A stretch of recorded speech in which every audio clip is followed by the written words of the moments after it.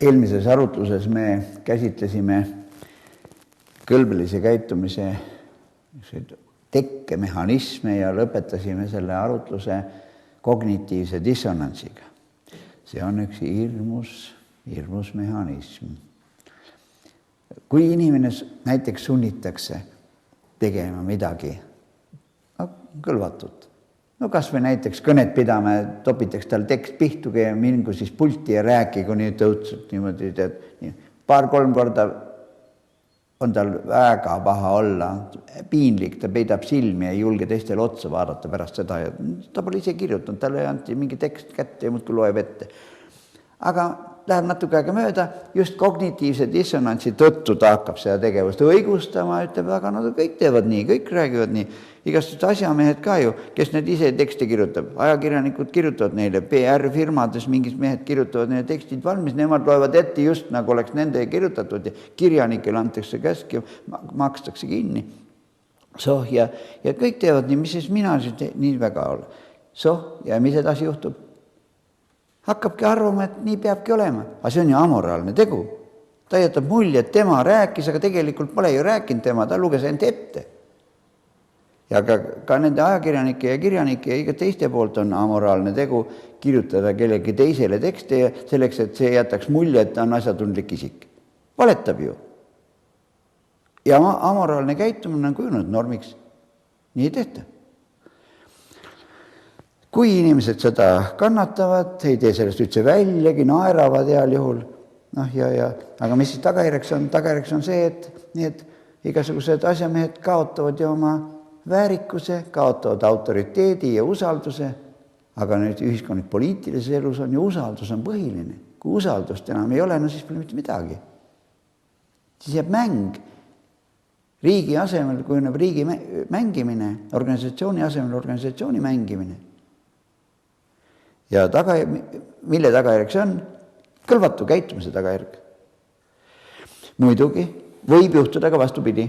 Võib juhtuda, et näiteks alkohoolik täitsa, kes kogu aeg oli purjus, ei näinud valget päeva.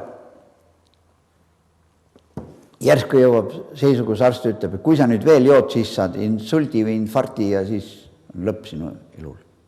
Ja mõni saabki kergemat sorti tõsise tervisekahjustuse ja see võtab mõtlema.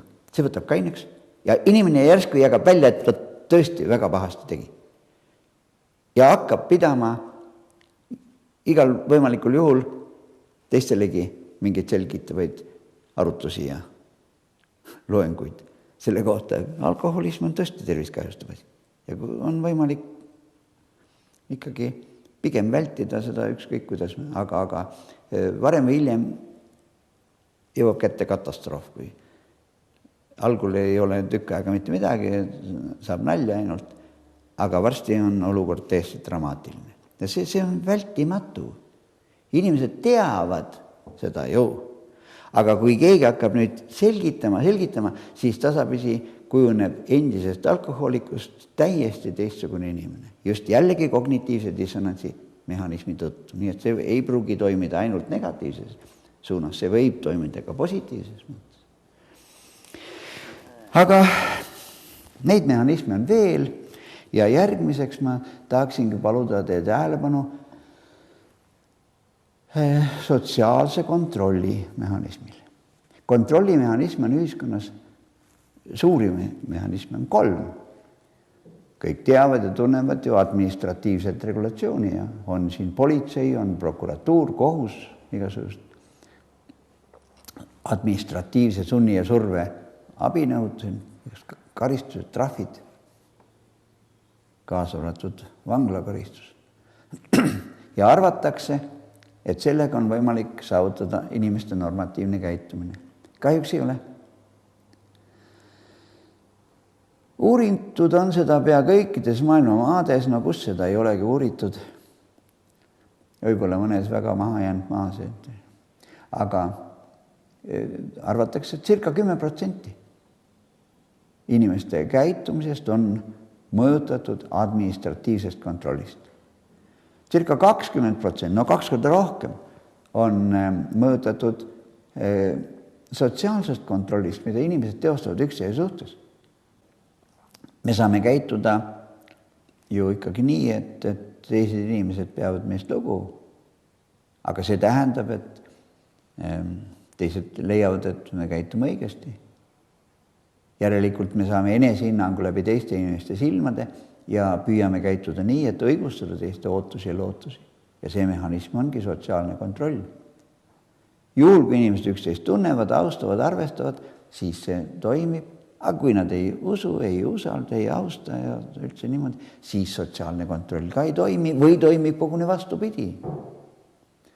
Kui koolis õpilased tahaksid olla väga head õpilased, teada, osata, aru saada, nii edasi. Sel juhul on väga korralikult õpetaja ülesannet täitmine ja see kõik on väga arusaadav ja mõistetav. Aga kui on tooni andvad lapsed sellised, kes mitte midagi ei tea, mitte midagi ei õpi, mitte midagi ülesandeid ei täida, kõik ainult luuserdavad ja nii edasi, siis hakatakse seda, kes korralikult õpib, seda hakatakse lausa kiusama. Mis see on?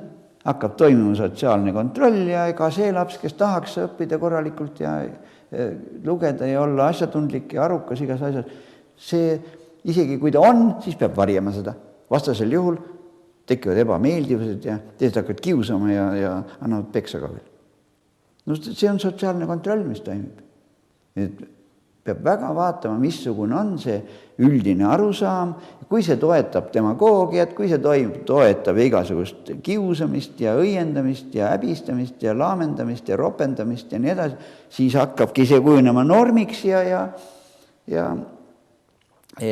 inimeste elu muutub üsna raskesti talutavaks. Kolmas ja peamine mehhanism üldse inimlikus käitumises on moraal. Ja see on circa 70%, aga kes seda täpselt oskab ütelda, aga tähtis on, et ta domineerib. Moraal on see, mis kasvab inimesele sisse koos emakeelega ja toimib igal elu hetkel kõikides nendes valdkondades, millest me oleme juba rääkinud. Ja nüüd, muidugi me ei hakka arutama selle üle, kuidas rahaga on, milleks ühiskond raha kulutab, kui palju siis, kui ütleme kogu käitumise regulatsiooniks mõeldud raha on 100%, mitu protsenti läheb administratiivse kontrolli peale, mitu protsenti sotsiaalse kontrollimehhanismide tugevdamisele ja mitu protsenti moraali hoidmisele ja tugevdamisele. Need proportsioonid minu arvates õigesti korral praegu ei ole ja paljud lihtsalt ei kujutagi ette. Arvavad, et administratiivse kontrolliga on võimalik saavutada inimeste normatiivne käitumine. See on ekslik arvamus. Ja läheb aega, mis läheb, küllap jõutakse ka selle tõdemuseni laiemalt. Nüüd aga tahaksin ma paluda tähelepanu ja kutsuda mõtlema selle üle, kuidas saaks nendest ühiskondlikest pahedest vabaneda tasapisi. Esimene eeldus on see, et me tunneme nad ära. Teine eeldus on see, et nimetame oma nimega. Kolmas eeldus on see, et me oleme suutelised avastama põhjuseid. Neljas eeldus on see, et me tahaksime käituda paremini. Kõlbeliselt. Ja viies eeldus on see, et sotsiaalne kontroll toetab meie taotlusi. Sel juhul võib minna, aga kui mõni nendest eeldustest puudub, siis pole tähtis, kui hästi tehakse mõnda. Tervika toimib. Rahuldavaks saavad kujunda ainult süsteemsed käsitlused. Mittesüsteemsed käsitlused on aja raiskamine. Kellelegi mulje jätmiseks, mitte midagi muud. Sooja saab. Tulemusi ei saa. Ja ma arvan, et me peame tooma nüüd sisse veel ühe mõiste, tähtsa mõiste. Üks asi on moraal, millest me oleme nüüd üksjagu rääkinud. Teine on amoraalne käitumine. Ja kolmas on immoraalne käitumine. Selline käitumine, kus moraali küsimused ei ole üldse päevakorras, kus tegutsetakse muudkui, mõtlemata üldse selle peale, kas see on moraaliga kooskõlas või vastuolus. Lihtsalt immoraalne käitumine. Väljaspool moraali kategooriaid üldse. Ja see ei ole lihtne küsimus. Sageli on kurja juureks ükskõiksus. Ükskõiksus on üks metsik asi ühiskonnas. Muuseas ka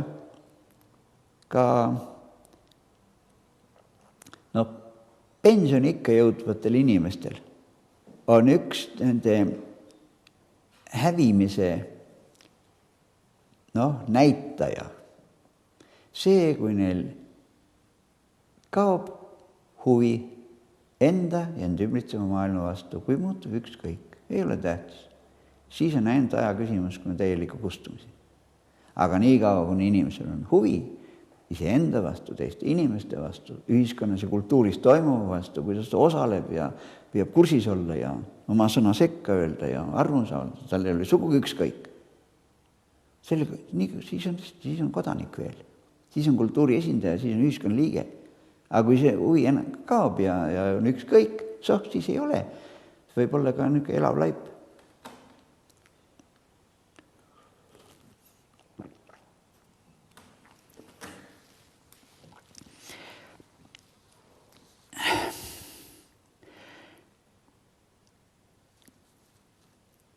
Me oleme nüüd rõhutanud, et üks asi on see käitumine ja teine asi on suhtumine sellesse käitumisse. Ja kui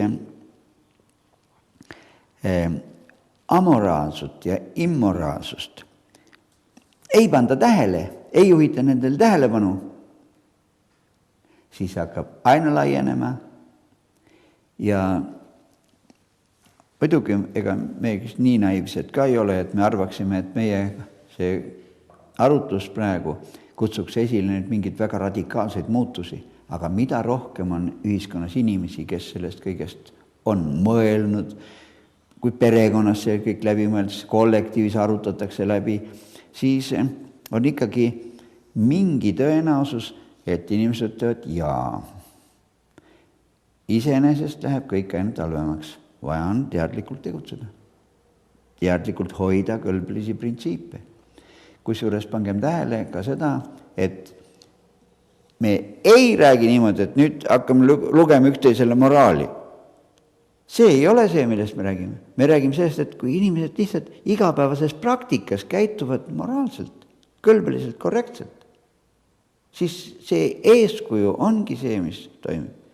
Ja selgelt, ühetähenduslikult, kindel, eitav hoiak, igal juhul ja kindlasti reageerimine amoraalse käitumise suhtes. Need on need mehhanismid, mis aitaksid edasi minna. Ja ma toon siia ühe näitega koolist ka siiski. Iga lind laulab ju nii, nagu tema nokk on loodud ja see mulle pakub erilist huvi see kooli problemaatik, ma toon näite koolist. Kui keegi õpetaja käsitleb lapsi manipuleerimise objektina, lapsed peavad tegema seda, mida kästud, nii nagu kästud, siis kui kästud, seal kus kästud, sellest, mis kästud ja nõnda edasi. Ja teised õpetajad ei tee sellest välja ka. Siis see on amoraalne. See viib ainult põhja. Ja sellised lapsed ei saa kujuneda demokraatlikus ühiskonnas normaalselt orienteeruvateks ja käituvateks inimesteks. Nad kujunevad selliseks orjameelseteks isikuteks, kellel on ükskõik, mis ümberringi toimub, kes ei taha kujuneda vabaks, nagu vanas Roomas orjad ei tahtnud ka vabaks ju. Nad tahtsid orjapidajaks. Ja need manipuleerimise objektina üles kasvanud lapsed tahavad omakorda manipuleerida teiste inimestega. Nad ei tunnista vabadust, iseseisvust. See kandub üle. Ja Eesti tervikuna ei saa kujuneda demokraatlikuks riigiks, kui manipuleerimine ja demagoogia levivad ja keegi, rahvas küllalt palju, kes ei pööra tähelepanu.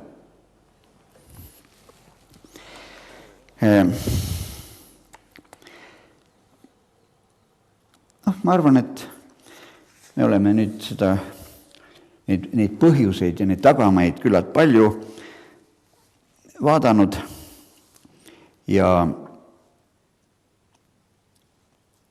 nüüd veel täpsustame need mõned mõisted. Täpsustame veel lõpuks nii korgiks peale sellele arutlusele. Niisiis, moraal, see on kõlblus, kõlbelisus. Moraalsus tähendab kehtivate moraalireeglite ja printsiipide järgimine ja amoraalsus nende eitamine. Kõlbeliste printsiipidega vastuolus olevate printsiipide järgimine. Ja immoraalsus on kehtivate moraalireeglite ignoreerimine, moraali mitte tunnistamine, moraali välisus. Ja aga eetika on teadus kõlbelisusest, teadus moraalist, see ongi eetika, see on filosoofia üks haru. Ja tahaks loota, et nendel, kes praegu kaasa mõtlevad, on aega ja tahtmist võtta filosoofia raamatud mõned kätte ja vaadata filosoofia struktuuri ja selle filosoofia sees ka vaadata, kuidas läbi aegade on mõttetargad käsitlenud eetikat, eetilisi probleeme, kuidas nad on erinevates ühiskondades, erinevatel ajastutel toiminud ja kuidas neid on rikutud ja ühesõnaga, et niisugused juured kujuneksid laiemaks arusaamiseks. Kahjuks Eesti koolis filosoofia kursus on mõnedes üksikutes gümnaasiumides, kaugeltki mitte igal pool ja ka kõrgkoolidest on nüüd küll Tartu Ülikoolis on eetikakeskus professor Sutropi juhtimisel, aga nii kaugeltki kõikides ülikoolides ei ole eetikakursust. Seetõttu lähevad inimesed inseneriks või juristiks või ma ei tea kelleks, arstiks, aga eetikakursust ei ole all. Ja see on kahetsusväärne.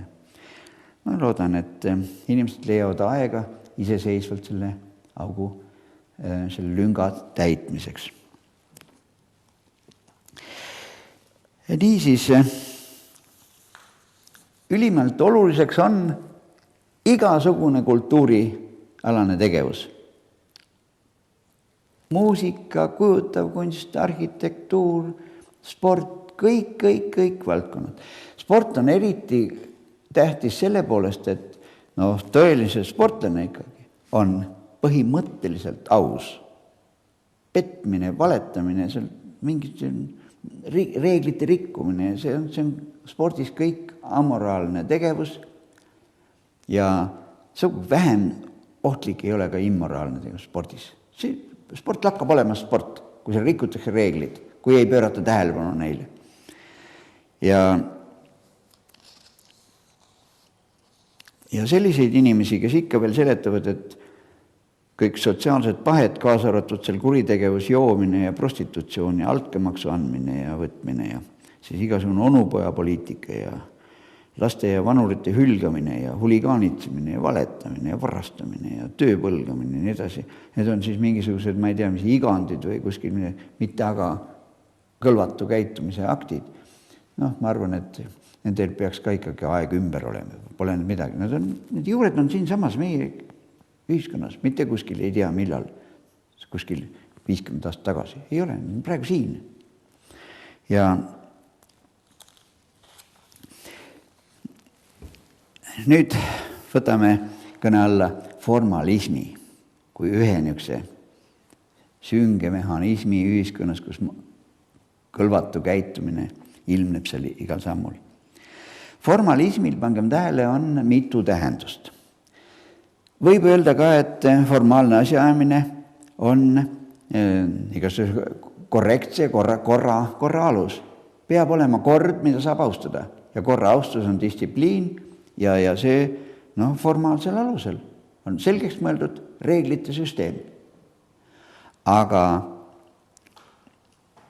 on ka teine tähendus ja juhtimises või loomingus ja igasuguses asjaajamises, õppimises, õpetamises, karistamises, kiitmises ja formalism on see, kus pro forma ehk vormi täiteks tehakse, aga tegelikult mõeldakse midagi muud.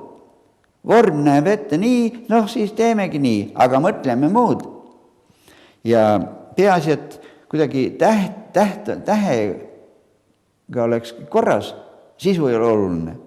Sisu arvel, vormi täiteks. See on formalism.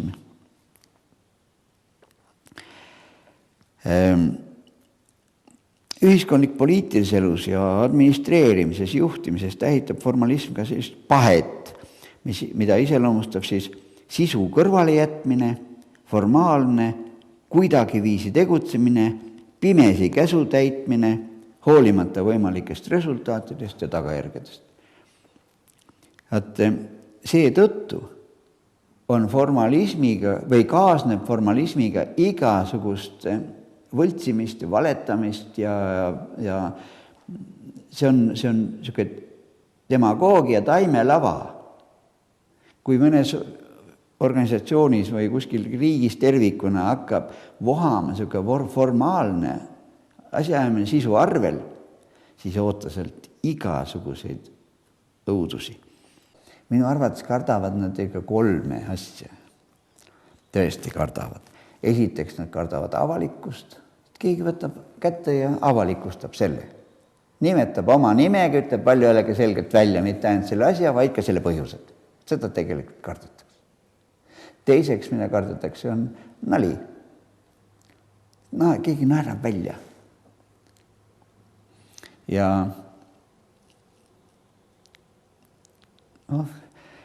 kardetakse ka seda, et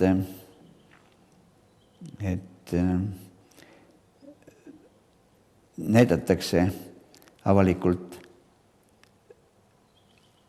kus põhjused on, miks niisugune formalism domineerib ja mingisuguses otsustuskogus võetakse ühetähenduslikult eitav hoiak. Seda ka kardetakse. Viimast esineb harvemini ja ma ei tea, kas sobib korrata seda, mis on juba ammu öeldud, parafraseerides natuke, ütleme, et inimesed olge valsad. Algul tundub, et formaalne asjaajamine, see ei ole kuigi ohtlik, aga sellega kaasneb kõik, mis on väga ohtlik. Nüüd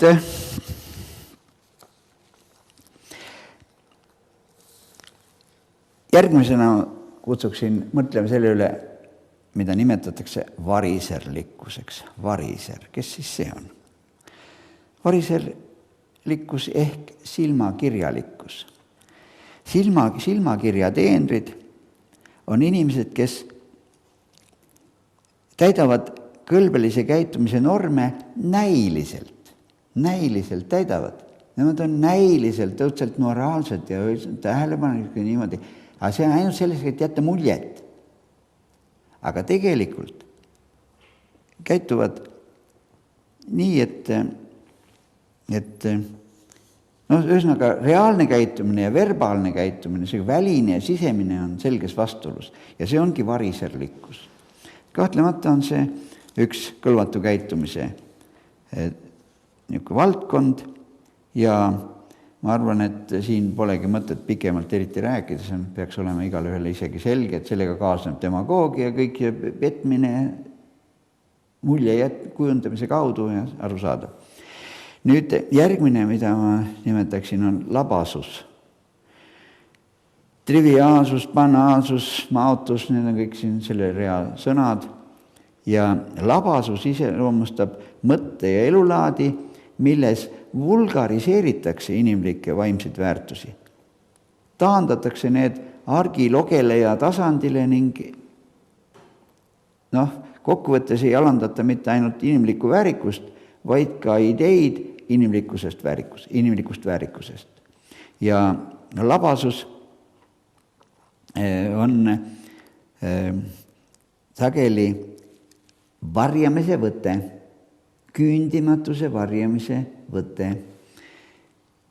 Ja seda iseloomustavad huvide piiratus, kitsas silmaring, motiivide muutlikkus, tegude tühisus. Ja tegude tühisust varjavad niisugused kõrgelennulised fraasid, eks ole, ja sentimentaalsed unistused. Ja nüüd enesega rahul olev keskpärasus, elutõdede demagoogiline käsitlemine, kalduvus õigustada eluprobleemide lahendamist mingi kogemuse varem juhtunu või muu sellise varal, millel tegelikult üldse mingit seost ei ole. Siis muidugi labasuse teguriks on ka huumorimeele väga madal tase ja vähene teravmeelsus ja üldse inimlik niisugune suhtlemine on lame, ühetasandiline. Ka maitse lagedus ja näiteks inimesele või ajale ja kohale sobimatu riietus ja alpide maneeride austamine, see on kõik labasuse näitajad. Aga labastatud elutarkuse tunnistamine oma moraali printsiibiks on juba selle nagu tipp, eks ole. Järgmiseks ma kutsun mõtlema auahnuse üle, auahnus, kus see on inimese algeks lausa, ta tahab kindlasti au igal juhul ja üle teiste kontide üle, ükskõik milliste väärtuste üle, igas asjad. Ja auahnus võib kasvada täitsa metsikuks käitumiseks. Kõigi arvel, looduse arvel, teiste inimeste arvel, kultuuri arvel, ükskõik mille arvel. Aga selle taga on sageli alaväärsuskompleks. Mõnikord tekib üleväärsuskompleks, mis see on psüühikaire. Ja sellega kaasneb edevus, alpus, upsakus.